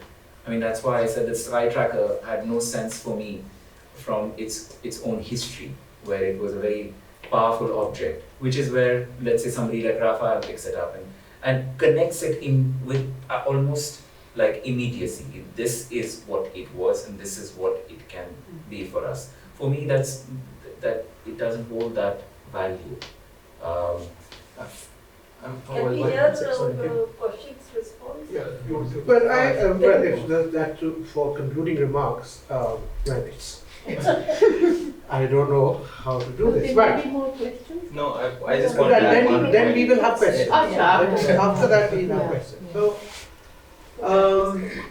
to kind of try and tie up the historical bits, and so the entire narrative that Ashish presents is, of course, part of recorded history and all of that. Now, I have just a sequence of events to present. Let's think of the bourgeoisie's entry into history. When it enters into history, it is directly, it's fighting. It's going to wars. It's actually fighting wars. And this is the 18th to the 19th century. Come the 19th century, and this is where the interesting thing begins. So there is the tearing off of the veils, with the revolution and all of that Bhaumik and Marx are talking about, is then replaced by some kind of a thermidor, where the bourgeoisie conveniently siphons off war, increasingly becomes like something like the leopard picks up. And you become like bourgeois gentlemen. And you're no longer then fighting the wars, because machines can do the fighting for you. So the machine enters into the picture. The more machines enter the picture, the bourgeoisie doesn't have to go to war to represent a certain kind of thing. That's the 19th century is a certain ability of the bourgeoisie to then say the tearing of the veil happens there. We can have democracy, cinema, art, opera, all of this, urbanity. We can play the game here. Now there comes a problem. After a point, the fun and games in the democracy sector becomes so expensive, and the goods have to come from abroad, so colonialism and X, Y, Z, where there will be a war to settle the issues of how to carry on with this peacetime thing that the bourgeoisie has maintained by outsourcing war either to colonial forces or to certain kind of classes within its own elements, but above all the machine, which reaches a frantic point with the Boer War, which is the first great modern machinic war fought in the late 19th century to the early 20th century. That leads to the world wars. Now, that contract is off now, because the entire world now suddenly opens up to the tearing of the veil, and everyone is involved in that. Now, what the Second World War does, it creates a new class, which is the middle class, which comes out of the war with an incredible amount of power of technological know-how, and its ability to kind of take over the entire logic of science and technology in a way which is fairly anarchic. And there begins the history of digitality in some senses. Is that this class, in some senses, starts to produce a new kind of discourse about democracy and access through technology itself, which leads to the counterculture and the kind of things that happen in America around the idea of technology, where technology is increasingly democratized. The military industrial complexes, tools are increasingly given to the people. And I don't think this could have happened without the Second World War. Without the democratization of war to the middle class and the people of the world in a certain sense. Now, what I want to propose is this, that once the middle class takes over the power of technology in the manner of a Lego toy and starts to construct Google Earth, we come to the contemporary where I think this power of the middle class nevertheless must meet with war itself, which still goes on. And there is a certain kind of tension, therefore, between the middle class's playfulness with Google Earth and its participation in the military-industrial complex. It is a certain kind of moment of truth for this class, which is produced by the Second World War, and its access to technology, and its heroism in the Second World War, which now must face the thing which has been kept out of sight after the Second World War. Now, within that logic, if we are to look at, therefore, what we are going through in terms of autonomy of the artist or whatever, I think the 1970s, the pop art movement is the big breakthrough where pop art, technology, middle class autonomy, all of this comes together in a very interesting way. Which is to say, to go back to Ivana Boa and Rodin Krause's book on formless, to take up from Bataille, the autonomy of the artist is now defined by giving up to this ubiquity of the image and let it glitch rather than control objectivity. It is in the giving up of power, as Bataille says, that the autonomy of the artist will be formed. And therefore what we'll get is monsters rather than objective reality, and that's a work of art. So therefore, faced with the ubiquity of images and the machine, the only way to go through the idea of autonomy is to give up in a certain way. The giving up of control becomes the artistic gesture. The way in which you give up control is the artistic gesture. It is in some sense a Zen sense, that the form of giving up becomes the artistic gesture. And that is then coded into the form of the work of art. Smithson and all these people are forever, practicing this gesture of giving up. Richard Long, when he makes that line made by walking, is a gesture of giving up on sculpture, on things like that. There's a gesture of letting go, entropy. Entropy becomes the artist's formative kind of thing. And therefore, what we now get is, if virtual reality has to teach us something, then there is this, digitality for me is a primordial swamp, which remodels everything that we have known until now. Which means that if we are in virtual reality, and to talk about Flusser's thing of where should we go to find freedom, it is to come to something that fascinates me about Asian cinema, is how do you shoot a narrative in a forest or under the sky in cinema, which shows that that has been modeled. Nature itself can now be a proscenium screen. Now you can keep going and finding out which is not, to find a frameless where it is not, where the art object cannot be placed. So it is against nature that we have to find, because Google Earth is just taking in everything and framing it, and therefore freedom has been found with respect to wandering in nature. Something that Smithson had already realized. But you got to a point and then you frame it in a certain way, in a photograph, and that becomes a work of art. And that, I think, is therefore the way to find freedom. But also to realize that once we have this primordial form which recreates all our histories, it is also to start as if from scratch to become human again within this medium, but constantly thinking that, but we were always in a virtual, that what was real or objective was always virtual. And therefore this comparison between our becoming newly human in this form, primordial form from which we must learn to use our bodies again, must constantly be played out against the certainty that it was all virtual and that it was never real. And this comparative scale has to go on, this comparative exercise has to go on between, this being the new human being here and being the human being in that earlier world which we thought was real, but has now been proven by relativity X, Y, Z as being, and that is where I would stop.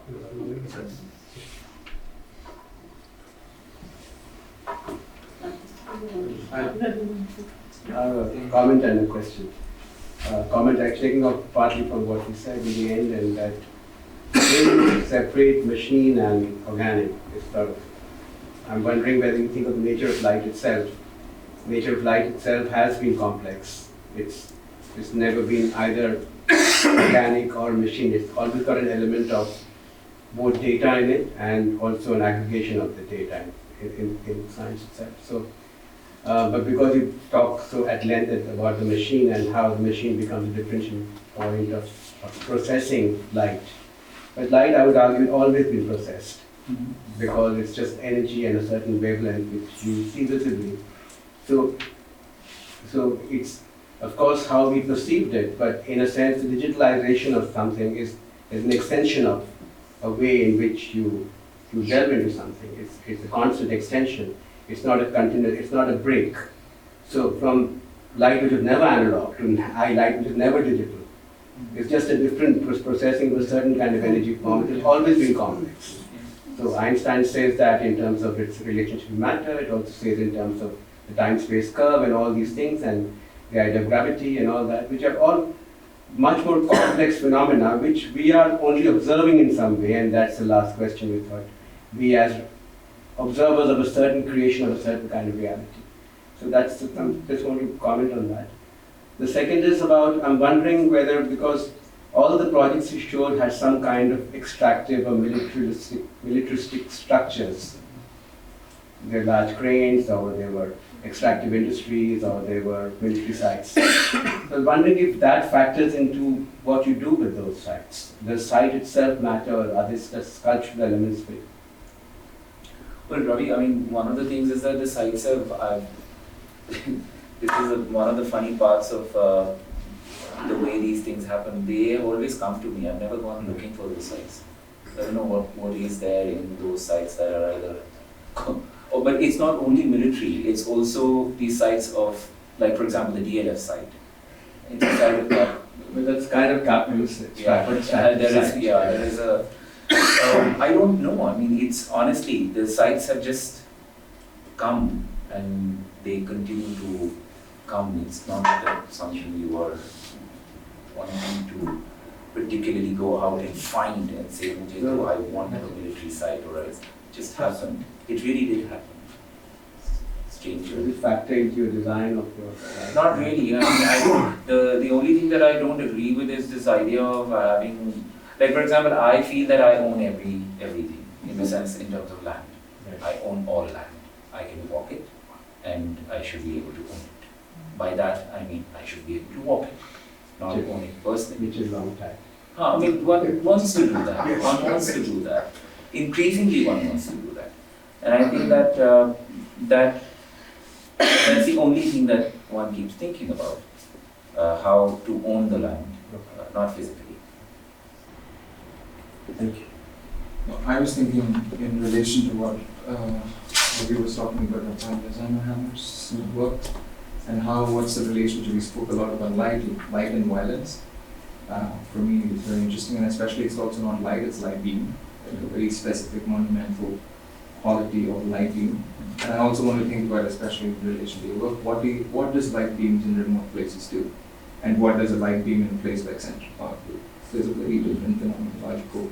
And this is why I kind of like, there's another piece that Raphael was around, which is in Central Park, which was called, I think, Pulse Park.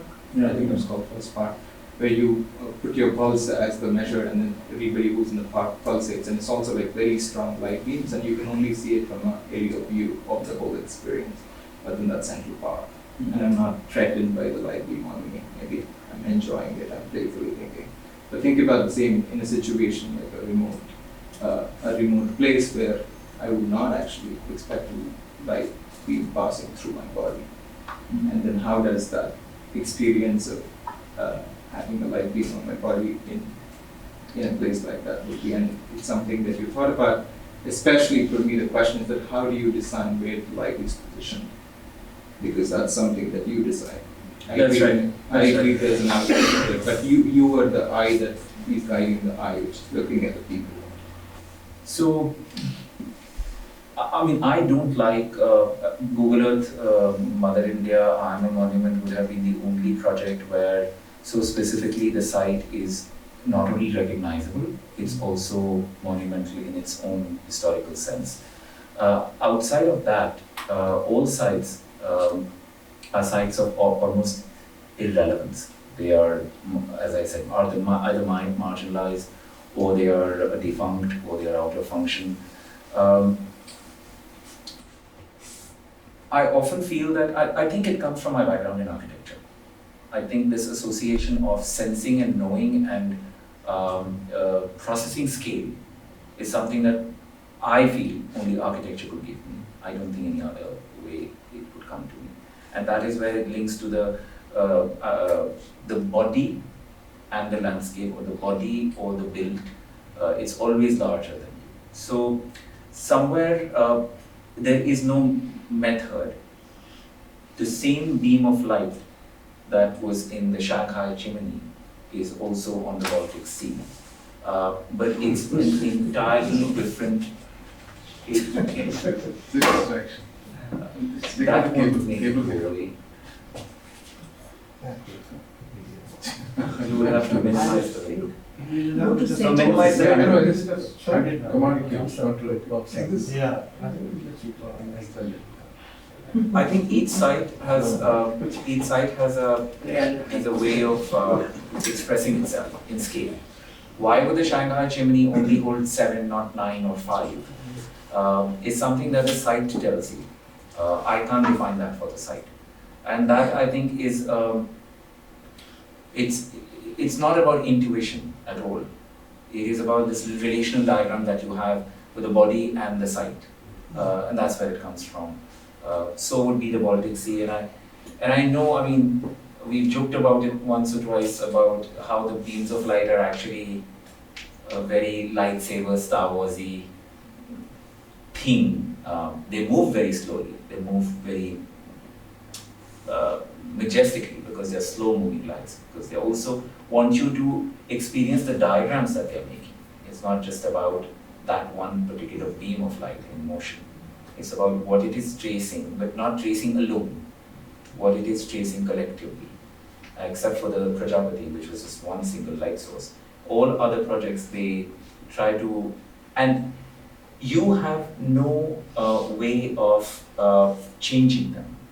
Every time I put the work out, it's a closed work in the sense that it's so much more larger than even me that I would say that it's not about viewing it, it's about, because viewing, there is no frame to it. Especially like, for example, in the Baltic Sea project, there was no frame. I could walk any amount and could still, and then when the sea freezes, then you can walk over the sea and then you can view it from the other side.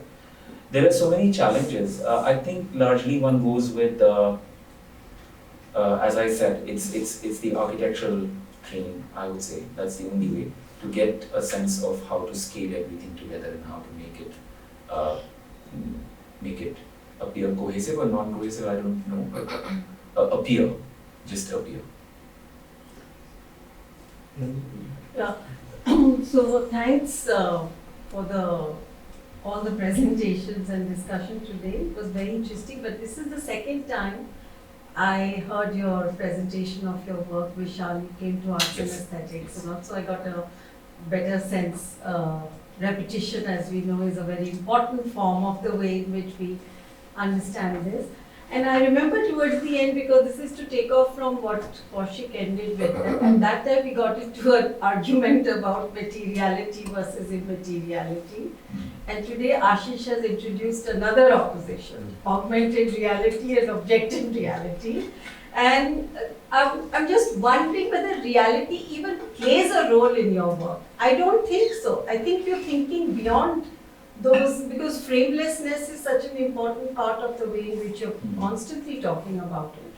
And as we know, the debates on realism has always sort of tried to contain everything into a form of representation which is worked out within an image. And you're struggling with a form of, I don't want to call it representation, struggling with trying to deal with volume, scale, spatiality beyond the limits of the frame, which is where your light and architecture and all those things play a very important role.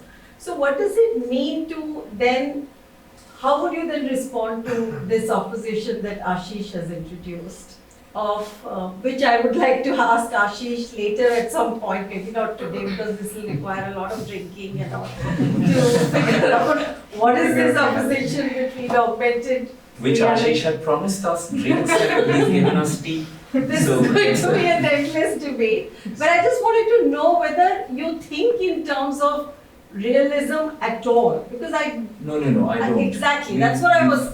We've talked about this, Yeah. that I don't. I mean, realism has no place or purpose in any of this. You want to add something? Yeah, actually specifically related to Anjali's question, because Vishal, I'm struck by the fact in your presentation this time that you left out your interest. Interest is such a weak word. Your engagement with mythology, and by mythology I mean the idea of the monstrous. Outside of reality, the engagement with making things possible through spells, the magic being a real thing, and that's been completely absent from this. So whether, I mean, it's really taking on what Ranjini is saying, because even storm deities, there was a reason for there to be 7 lights. It wasn't just the architecture of the chimney dictating 7 beams. And you've left all of that out, you know, in the short line. Today's discussion was to frame some very key aspects of particularly the digital, and to investigate that, if at all we could, through these ideas of augmented and organic and X, Y, and Z and the machine and this and that. So the focus was very different. That layer was not necessary here. But at the same time, I feel that the point that Ranjini is bringing up is connected and actually also not connected to that part, because that is a layer of information which is not entirely necessary all the time. I would say there's some bit of it is personal, and sometimes that personal need not be made, need not be talked about, because it is not always. The thing is that things shift. This monstrosity idea, that the monstrosity is interesting. The fact of the matter is that I think this we discussed last time. I mean, I do feel that it would be wonderful if I was atomized, you know, while I'm there, because then I could just, there would be no reality to it. That atomization, and I keep thinking of when Alan Moore introduces that wonderful Dr. Manhattan character in The Watchmen, and when Dr. Manhattan becomes that creature where nothing can affect him, and he can go from Earth to Mars, stay on Mars, and put things together, piece things apart. Almost, it's a godlike moment where there is nothing exists. And reality then becomes something very weak. That what is it? Why are we even interested in reality at all? Because there's so many things, so many layers which are far more exciting over and above the reality bit. The monstrosity is interesting what Latika is bringing up. The monstrosity, and Latika, the monstrous is in the digital at the end of the day. I mean, one is finding ways of the myth stories or tales which are specifically narrative. I'm leaving that behind. I mean, But leaving aside even when the narrative. title suggests a certain idea of a narrative or a myth very particular to that name, that also is almost like a hoax. No? It is presented as a hoax that you can access through that, which is something we have not yet talked about at length, is the idea of access. I mean, which would have been interesting. That how does one, as one was talking about art history, when you started with that question, that how does one frame things and how does one think of it with either the past to then connect it to whatever it might become as a form. There I find it very interesting to say that the monstrous is far more, it'll eat you, it'll scare you, it'll do so many things, the emotions will run through. In the titles, it can be a hoax. You can hoax it and then you move into something else. And that something else is constantly what one is going towards. Now, otherwise, actually at the end of the day, none of the projects make any sense. They have no purpose. They have absolutely no purpose. They're not making these overt points of views visible about a particular people's politics, a particular nation, a particular nation's ideologies. It's not doing that. It's almost like wandering, and wandering mein kuch dikh gaya, something has been conjured up, something has magically appeared. It's to make those shifts, and I think, Ravi, the light part helps me in doing that. That shift is very interesting, because you know what happened in Sweden is that one evening, it was, we were going into mid-November and the sea had just about started freezing. So the sea becomes absolutely black. And one of the barge lights, and the barge had not yet been frozen, it was still moving around a little bit. And the light was on the barge. There was one of the Biennale's assistants' father called, and he said, you know, I've seen this light around that part of the bay. Has anyone drowned or is anyone missing? Because these lights would only be brought out at that time. Everyone would associate with the light in the way that they remember what that light means to them, that beam of light means to them. And I kind of found that would happen every time, wherever the projects would be, outdoors, not the indoors ones. It allows for, I don't know, that's not the part that is the treatment part. The treatment part is, in Shanghai, very often people would hang around. Because what happens is that since everything is on a metronomic loop, as I was saying, if you pass the point of boredom, the image starts becoming very interesting. You then start becoming a part of its time code. If you wait long enough to allow yourself to become a part of that time code, then it starts giving you back. And there, I don't even call it meditative. I think something happens, something changes, there's a shift. And also because these pendulums of light are nothing. The moment it's switched off, it goes away. So I haven't figured it out. But I think that there are all these, as I said, it can all be very easily dismissed as rubbish. And it should be, if there need be. More questions? I shall take the prerogative as I shall ask Ashish a question. So I mean, just a brief question. If you are introducing the figure of the bourgeoisie and the history of art, objective reality, war, X, Y, Z, as a certain figure in history, do you think that the bourgeoisie exists in this here and now in that form? Or if you give us to take lessons from my master Visconti, either bourgeoisie disperses in all kinds of excesses, or it hides in some, what we might get are spectral hauntings of the bourgeois-like character. Spectral hauntings is But it still is not the bourgeoisie. no, it's not. The question of classes is changing in India, for example, as we speak. It's certainly not.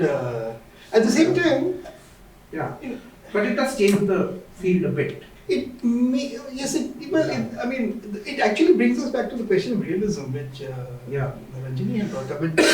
What I found, I think, really interesting was that a lot of what you just said about this man who thought that someone was drowning, or someone else who must have thought that this was searchlights, or whatever kind of metaphoric associations that emerged, I think do draw attention to the fact that this may well be the afterlife of realism in a way that we must still comprehend. If it is, as Google Earth says it is, a world instead of the world, or the world in lieu of the world, then it is also probably realism in lieu of realism. It's got a kind of a the idea of afterlife, the idea of certain things actually returning in certain forms which evoke those histories may well be something we must track.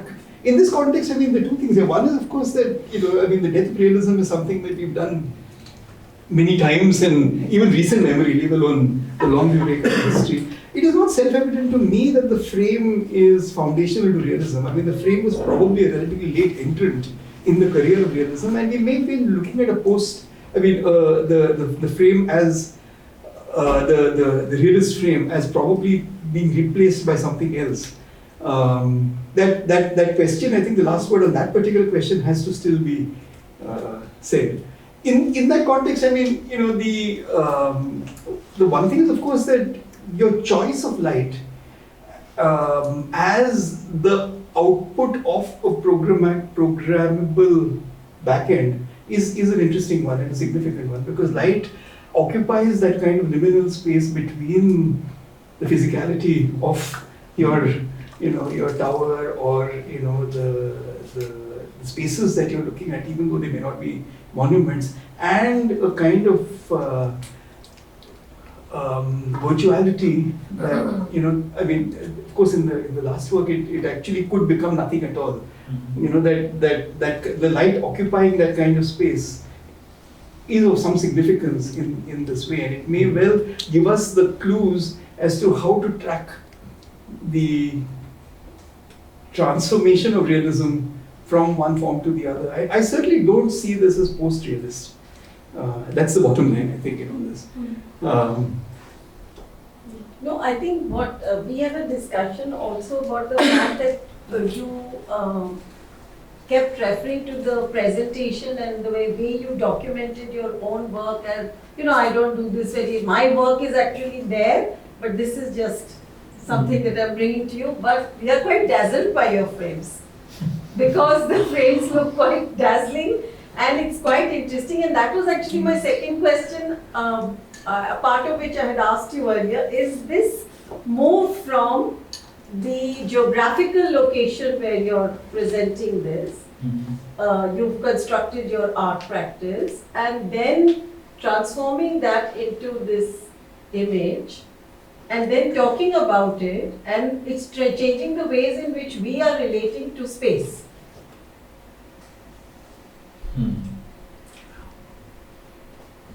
Well, one thing about framing, Ranjani, is that with the San Francisco project, that's the first time I had no control on the frame. So even if those images are dazzling, they're dazzling because people are finding a way of capturing the moment. And that captured moment is, like I was telling Kaushik that he was saying the camera is moving. I said, it moves. You're standing there, you want to see the whole thing. It's like if Godzilla is there, you can not see from the tail to the top now. But your eye will constantly be moving to make sense of this creature. So the frame that, at least the augmented reality frame, is a frame that is being received as a frame, if that is a frame at all. One. The one before that, Sweden, I know we had this conversation. The thing is that all those positions that the video documentation has been shot from are frames that people have viewed the work from. So it is not that I'm specifically framing the work to make it, I mean, there could be many other points of views as well, but that's what happens with an outdoor work. There could be many areas where the frame could, because the object is quite magical at the end of the day. It's not the light, it's the grain which is interesting, it's the silos which are interesting, it's all these objects and landscapes which are interesting, which are already framed. So I think that, I mean, I know your point, because while documenting, one is also trying to document. There is no way of a document which can produce the experience of the site. But one tries to produce an image as a documentary image, where you can get the basics. You get the scale, you get what it is doing, where it is located, just the basics. And then of course, love of cinema kind of brings back the framing a little bit. But it isn't something that one starts with, that isko cinema ki tarah hi frame karna, not that. I think the images are, yeah, they. But you took a very low angle shot of your chimneys, and that's a very cinematic. Yeah, that's, I said, some of them do tend to go there, but that's never the intention. It's, yeah. In fact, that was reminding me of Man with the Movie Camera, you know, the low angle shot of the chimney like that.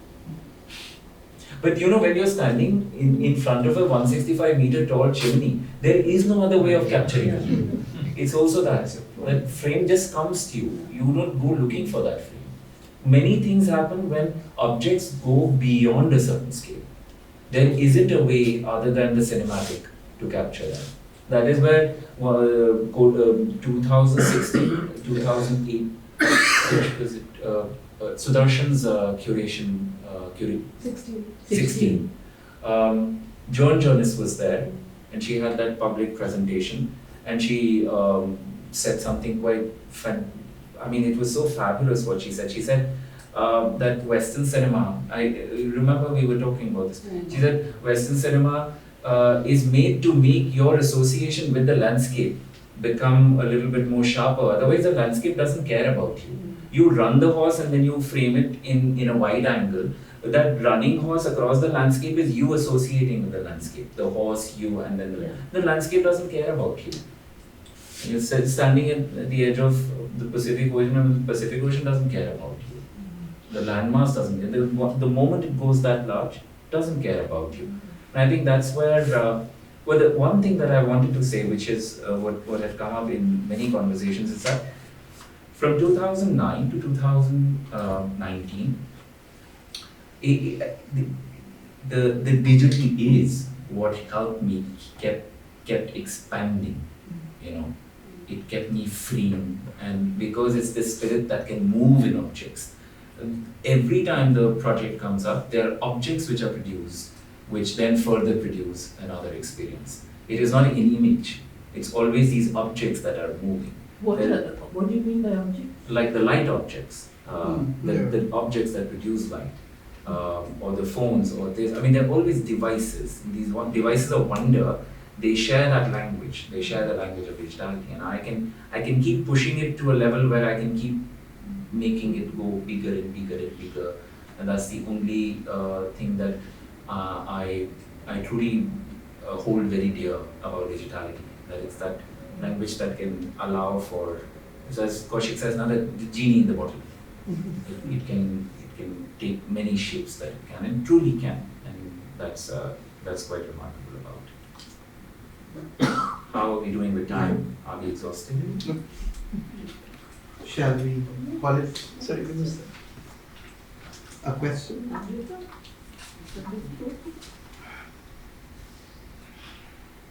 No. I was telling Sneha that it's a very, Point of asking. it's Yeah, what's the point of inviting? What's the point of inviting JNUs to? No, he's. Questions are not coming. No, you are no longer a genius. No, like I'm like unable to formulate a question, but I was trying to think how do you connect with the idea of cognitive mapping, because in some sense, even though you're saying that you're beyond realism and there's an implicit realism in the argument of cognitive mapping, you do tend to talk about like how the body relates to space, which is in some sense this question of cognitive mapping coming back again. So like It's also about wanting to,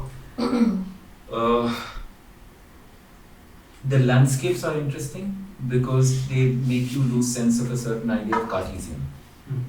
And therefore it breaks this whole idea of what can be X, Y, and Z. And then the very last moment when you reach the augmented reality project, you do lose the sense of where you are.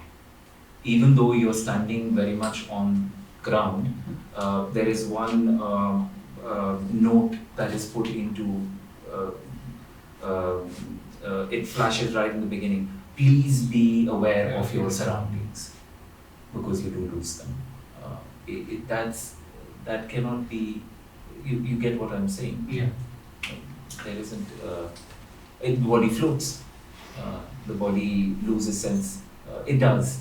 And we were very It afraid. is like walking on the edge between like being grounded in some sense, but also like going somewhere else. Also, how much you submit to it. Na? Mhm. If you submit to it that much that you lose the sense of where you are, then you will trip, fall, or whatever. But it's also with cinema. Na? How much do you submit to it? It's a haunting at the end of the day. Something is taken over. I think at that point, I'll just say that there might have been a realism, we might get swapped by its products. Another realism might appear out of being swapped by it. But I don't know whether this realism will be that realism. You know. So cognitive mapping and all of that might be realist, but I'm skeptical about whether that can be mapped onto that other history of realism. I mean, that's it, like, you know. There can be many realisms because we are finite. There can be avatars of realism which might not relate directly to one another in a certain manner. So yeah, that's it. That's how we can end this this speculative evening possible. Like, you know, yeah. Thank you to all of you.